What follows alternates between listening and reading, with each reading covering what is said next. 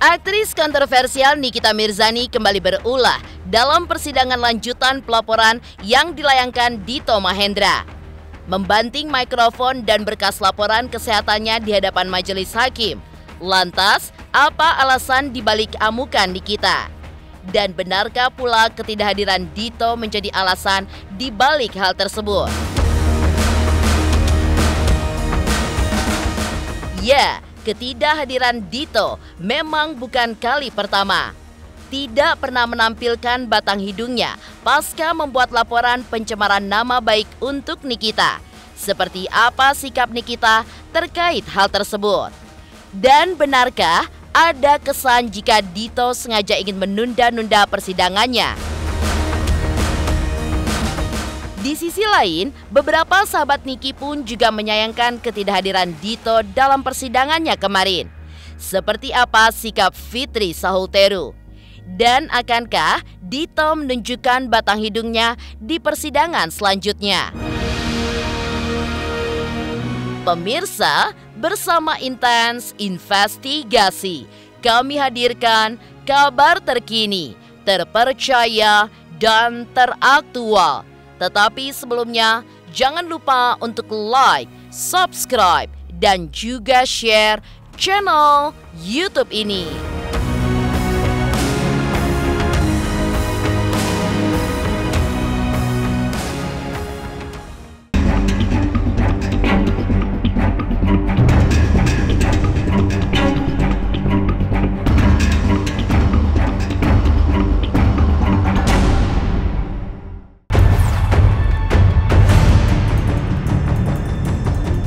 Pemirsa Intens Investigasi, persidangan kasus dugaan pencemaran nama baik yang menyeret nama artis kontroversial Nikita Mirzani kembali digelar di Pengadilan Negeri Serang, Banten, Senin 19 Desember 2022 kemarin. Masih beragendakan bukti dari jaksa penuntut umum. Dalam momen tersebut terjadi hal yang cukup mencengangkan, di mana tersangka dalam persidangan ini, Nikita Mirzani, terlihat mendorong sebuah mikrofon yang digunakannya saat menjawab pertanyaan dari majelis hakim.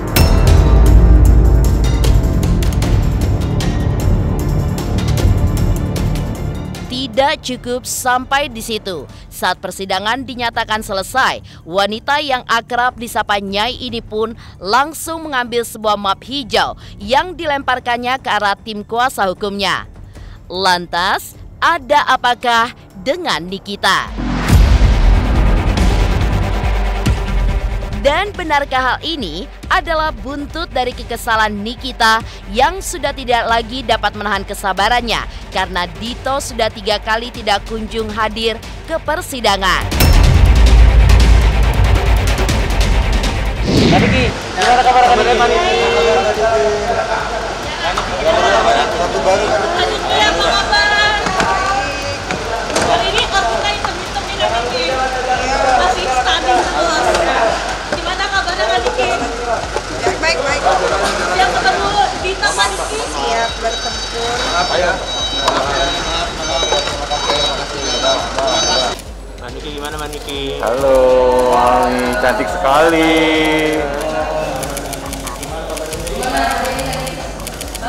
Ini Mbak Niki. Kamera Mbak Niki. Cantik sekali hari ini.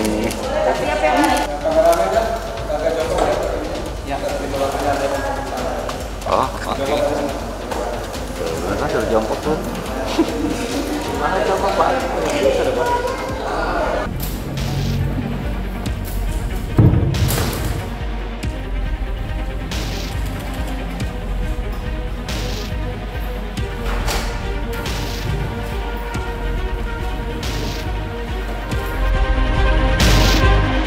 Enggak, itu nggak ngamuk, itu kesenggol. Kesenggol.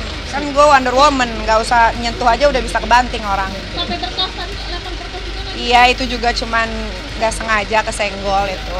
Itu terbang sendiri aja. Ya, ketidakhadiran kekasih penyanyi Nindi Ayunda ini pun diketahui memang karena alasan kesehatannya yang tidak memungkinkan. mengaku menderita penyakit demam berdarah dan kini masih menjalani perawatan di salah satu rumah sakit di Bilangan, Jakarta Selatan. Dalam momen yang sama, Nikita juga menagih jaksa penuntut umum alias JPU yang menjanjikannya akan dipulangkan jika seterusnya itu 3 kali tidak hadir dalam persidangan.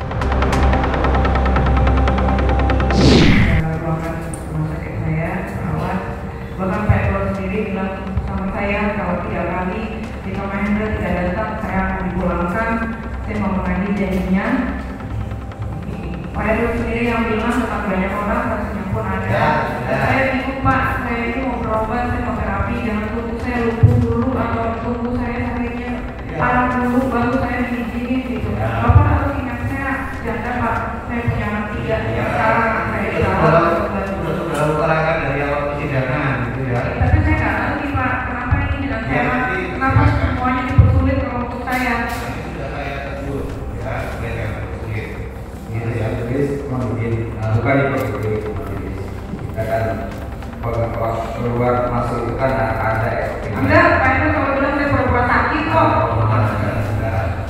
Iya, kalau itu sama Pak Edward tuh selalu dipersulit saya. Iya, Pak Edward mah tukang bohong. Sementara ini kan kalau majelis hakim kan hanya memantau dari segi di luar ya, karena penanggung jawab sebenarnya dalam proses kesehatan apapun yang menyangkut fisik daripada Nikita, karena itu dilakukan penahanan di rutan, tentu rutan yang lebih tahu tentang kondisi aslinya. Nah, ketika Nikita mengajukan permohonan untuk melakukan pemeriksaan di luar rutan, tentu ini menjadi tanggung jawab majelis hakim juga, dan majelis hakim selalu mengabulkan permohonan itu. Dan seperti minggu yang lalu juga beliau sudah minta berobat ke Rumah Sakit Derajat, Rumah Sakit RSU, dan sudah dikabulkan oleh majelis hakim. Cuman mungkin teknisnya, karena sudah disampaikan tadi, karena ini menyangkut pengawalan dan yang melaksanakan itu adalah penuntut umum, tentu penuntut umum yang punya kerja dan kewenangan ini bagaimana tata teknisnya pengeluaran. Kalau misalnya pengobatan yang dia ajukan tidak difasilitasi dengan baik. Kalau dia ada apa-apa, seperti kan tadi malam tiba-tiba dia pingsan di rutan. Nah, itu yang dia takutin, kalau dia nanti ada apa-apa, anak-anaknya sama siapa. Ya, aku pribadi mau mengucapkan terima kasih buat Bapak Hakim yang mulia beserta timnya sudah mengizinkan aku untuk berobat. Di sisi lain, dalam persidangan beragendakan bukti dari jaksa penuntut umum ini. Seharusnya Dito dan 2 saksi lainnya dihadirkan untuk memberikan keterangan. Namun, dalam momen tersebut hanya 1 saksi yang dapat dihadirkan dan membuat kuasa hukum Nikita pun kecewa karena seharusnya terlaporlah yang memberikan keterangan di awal sebelum selanjutnya saksi-saksi lainnya. Lantas, seperti apa sikap kuasa hukum Nikita terkait hal ini? Hari ini sebenarnya agendanya mendengar keterangan saksi, tapi karena saksi dari 3 orang yang minggu lalu dipanggil untuk dihadirkan, hanya 1 orang saksi yang hadir, dan saksi Dito dengan 1 orang saksi lainnya tidak hadir. Tetapi setelah majelis hakim meneliti bahwa panggilan yang dilakukan atas 2 orang saksi yang tidak hadir ini sudah sah. Tetapi alasan yang menjadi persoalan oleh majelis hakim dianggap itu belum memenuhi untuk dinyatakan beliau tidak bisa hadir di persidangan. Jadi untuk Dito kan sebagaimana tadi disampaikan oleh majelis hakim ada alasan sakit ya, dan satu lagi karena alasan sedang dalam keadaan duka, dan itu menurut majelis hakim bukanlah menjadi satu alasan yang halangan yang sah untuk tidak hadir di persidangan. Dengan mempertimbangkan tadi semua yang ada, makanya majelis hakim dengan mendengar tadi permintaan dari penasihat hukum juga bahwa meminta agar saksi Dito didengar lebih dahulu daripada saksi-saksi lainnya, kemudian majelis hakim mengeluarkan perintah paksa. Ya, itu sudah mau dikeluarkan penetapan dibawa paksa tanggal 29. Jadi kita lihat aja nanti. Kalau tanggal 29 tidak ada dan tidak dibawa paksa, ya sudah, ini berarti kacau ini proses hukumnya. Saya pikir mungkin karena memang karena kondisi fisik ya, psikis mungkin beliau karena memang sudah terlalu lama ditahan dan memang proses persidangan sudah berlarut. Dan hari ini kan juga majelis hakim sudah mengeluarkan penetapan supaya ini segera diakhiri seperti ini dan memerintahkan upaya paksa. Dengan adanya ini saya pikir majelis hakim sudah bersifat bijaksana mengeluarkan itu dan supaya Nikita tuh terobatilah rasa keinginan tahunya. Nah, mudah-mudahan nanti kita 29, mudah-mudahan ini bisa tercapai. Ya, Ketidakhadiran Dito memang bukan kali pertama tidak pernah menampilkan batang hidungnya pasca membuat laporan. Seperti apakah sikap Nikita Mirzani? Pemirsa Intens Investigasi, jangan lupa untuk like, subscribe, dan juga share channel YouTube ini. Halo, Assalamualaikum, aku Nyai Fitria. Jangan lupa saksikan Inten. Sehari 3 kali nih kayak minum obat, hari Senin sampai Sabtu. Terima kasih.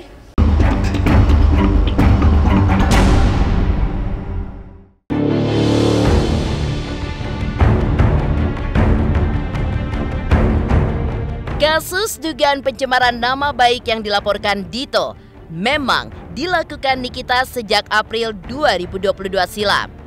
Geram dengan tindakan yang dilakukan aktris yang akrab disapa dengan sebutan Nyai itu, Dito pun akhirnya membawa kasus ini untuk dilaporkan ke Polres Serang, Banten pada 16 Mei 2022. Namun, sampai detik kemarin, sosok Dito tidak pernah muncul ke permukaan, bahkan sudah 3 kali mangkir dalam persidangan. Seperti apa sikap Nikita terkait hal tersebut? Dan benarkah ada kesan jika Dito sengaja ingin menunda-nunda persidangannya? Kecewa pasti ya, karena emang ini kayaknya emang maunya Dito selalu menunda-nunda supaya saya makin lama di dalam penjara, tapi nggak ada masalah. Katanya kan nanti hari Kamis minggu depan tanggal 29 dia akan dijemput paksa. Mudah-mudahan itu terrealisasikan penjemputan paksa itu ya, karena kan katanya harus pakai mobil polisi juga. Jadi saya juga mau lihat bagaimana kinerja polisi Serang bisa menjemput paksa seorang Dito Mahendra. Ya, ketidakhadiran Dito Mahendra dalam persidangannya kemarin memang dijelaskan karena alasan kesehatan. Meski begitu, hakim pun memutuskan alasan tersebut tidak dapat menjadi halangan untuk dapat hadir dalam persidangan. Akibat hal tersebut, majelis hakim akan memanggil kekasih penyanyi Nindi ini ke persidangan selanjutnya. Lantas, apabila Dito kembali tidak menghadiri persidangan selanjutnya, akankah Nikita dibebaskan dan bisa saja perkara dinyatakan tidak terbukti? Minggu yang lalu memang dia tidak hadir karena ada surat keterangan dari dokter dari rumah sakit. Hari ini pun ada rumah sakit karena menerangkan yang bersangkutan kena demam berdarah. Seperti minggu yang lalu berarti. Tapi kan majelis hakim menganggap bahwa alasan itu bukan sebagai halangan yang sah untuk hadir. Artinya masih dimungkinkan untuk bisa hadir. Makanya majelis hakim mengeluarkan perintah paksa. Kalau memang belum bisa hadir karena sesuai dengan ketentuan, kan upaya paksa itu upaya terakhir ya. Nanti kita lihat, mungkin majelis hakim akan membuatkan kebijakan apa lagi. Kita mau lihat, karena itu upaya paksa yang paling bisa menghadirkan saksi secara paksa. Kalau menurut gua itu yang paling terakhir. Nah, sekarang tergantung penuntut umum apakah dia memang masih sungguh-sungguh membuktikan perkaranya yang Nikita Mirzani ini kan. Kalau memang dia sungguh-sungguh, tentu akan dilakukan upaya paksa itu, tentu menghadirkan dengan berbagai cara, berbagai upaya, karena dia ada dasar hukumnya. Dia ada penetapan dari majelis hakim, jadi saya pikir tidak usah takut lah untuk menghadirkan. Siapapun kan sama di depan hukum gitu, Mbak. Seakan-akan ini dilakukan pembiaran, ada sebuah unsur kesengajaan ditelantarkan, ya kan, agar terus berlanjut proses ini. Tetapi tidak ada, lagi-lagi tidak ada punishment apapun yang diberikan dan dilakukan oleh majelis hakim. Dia di dalam penjara, bayangin, hanya menunggu persidangan terus berlanjut, sedangkan persidangan berjalan, saksi pelapor atau saksi korban tidak pernah datang. Apa yang mau disidangkan, apa yang mau dibahas? Nah, ini harusnya ada sebuah upaya, harus ada sebuah punishment. Tidak serta-merta berhenti tiba-tiba begitu ya, karena otomatis semua perkara ini akan berakhir di putusan. Putusan itu apakah mengakomodir fakta yang dibuktikan oleh jaksa atau mengakomodir fakta yang dibuktikan oleh saudara Nikita dan penasihat hukum. Nanti majelis hakim akan menuangkan itu dalam putusan. Kalau memang perkara ini dinyatakan tidak terbukti, tentu dibebaskan.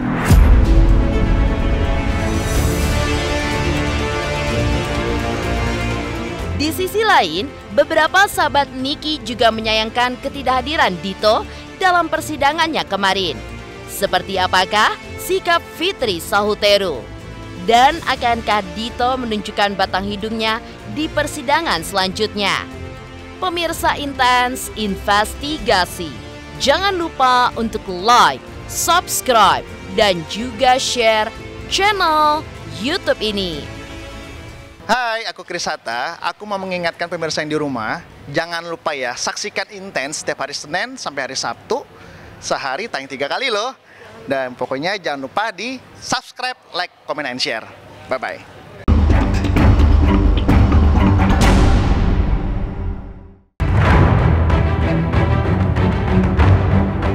Ya, ketidakhadiran Dito dalam persidangannya kemarin tentu disayangkan oleh sejumlah pihak dan juga beberapa rekan Nikita, yaitu Fitri Sauteru dan Aji Pujianto. Geram dengan tindakan tersebut, keduanya pun meminta Dito untuk gentle dan menghadiri persidangan yang telah dilaporkan olehnya itu.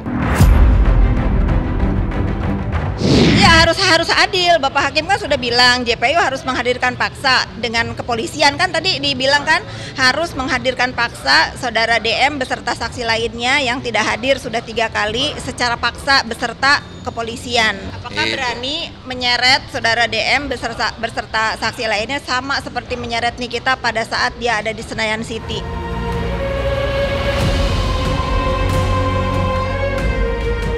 Demikian pemirsa, kabar terkini, terpercaya, dan teraktual yang kami hadirkan hari ini. Saksikan terus Intens Investigasi setiap hari Senin sampai dengan Sabtu, tayang 3 kali sehari, yaitu pada pukul 11 siang, 3 sore, dan 7 malam hanya di YouTube channel. Dan pastikan jangan lupa untuk like, subscribe, share, dan juga komen channel Intens Investigasi.